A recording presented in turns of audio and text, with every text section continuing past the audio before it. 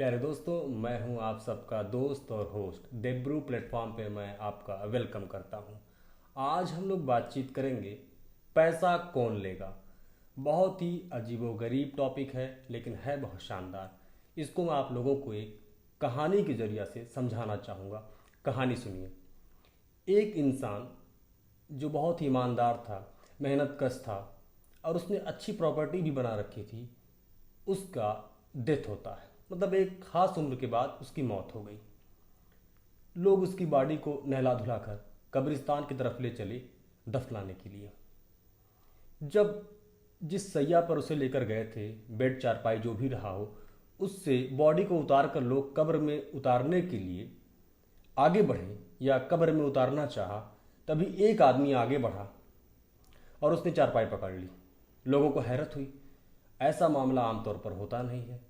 लोगों ने उससे पूछा, तुम ऐसा क्यों कर रहे हो? उसने कहा, मैं बॉडी को दफन करने नहीं दूंगा।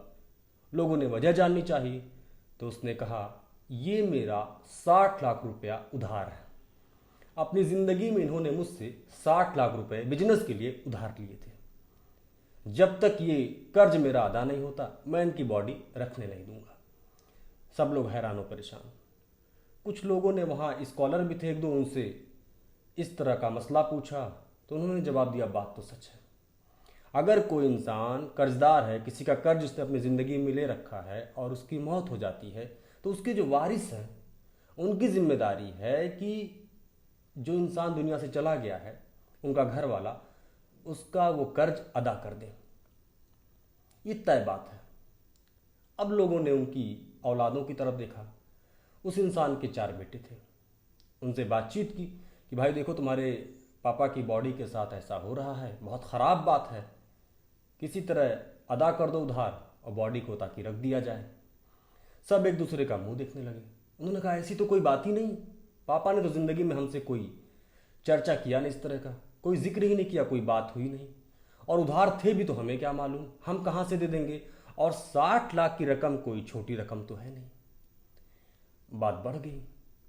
बॉडी बाहर, पब्लिक परेशान, लोग समझाने बुझाने पर लगे। वो आदमी मानने को तैयार नहीं। कहा, ना, इनके घर में और कोई है?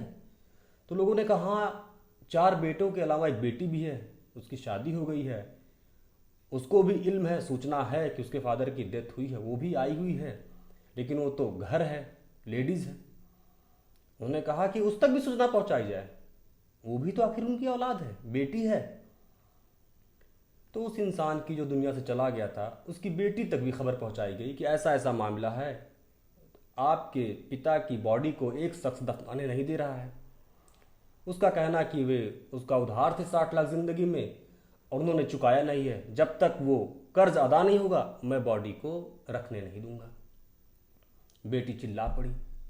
उसने कहा, अरे उस शख्स से कह दो मेरे सारे जेवर गहने ले ले, पर मेरे पापा की बॉडी के साथ ऐसी बेहुरमती मत करे, उनको रखने दे और मुझे जरा उस आदमी के पास ले चलो।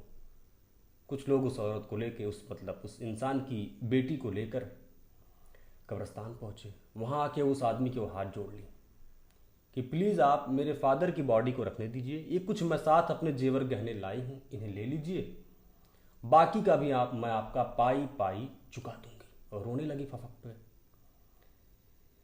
तो उस इंसान ने, जिसने 60 लाख की डिमांड की थी, कहा, नहीं नहीं नहीं बेटी, ऐसी कोई बात नहीं है। दरअसल तुम्हारे पापा और हम बहुत अच्छे मित्र थे, हम लोग बिजनेस पार्टनर थे।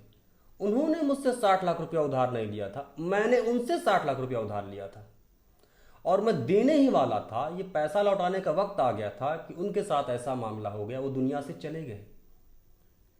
मुझे ये पैसा लौटाना था, लेकिन मुझे मालूम था क्योंकि उनकी डेथ हो चुकी है, जब मैं इसका अनाउंसमेंट करूंगा तो इसके 100 खरीदार, 100 ग्राहक इसके तैयार हो जाएंगे और इसका असल जो योग्य व्यक्ति है, जो इसके लायक है पैसा लेने के, वो वंचित हो जाएगा।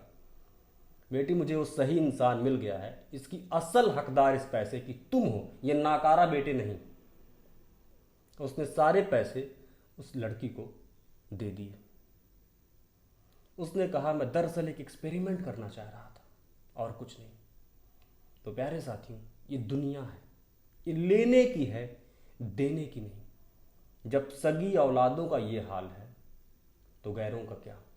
आप 1 लाख इंसान से मिलिए, एक या दो इक्का दुक्का कोई मुखलिस आपके साथ मिलेगा, जो आपके साथ दिल से है।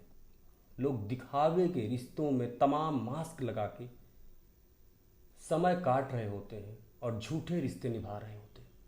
ये दुनिया ऐसी ही है। ऊपर वाले से प्रार्थना करिए कि हमें रिश्तों में 1-2 लोग मिले, लेकिन अच्छे मिले, जो दिल से हमारे हों और हम दिल से उनके हो सकें। मेरा वीडियो देखने के लिए आप सबका बहुत बहुत शुक्रिया। Thank you. Take care.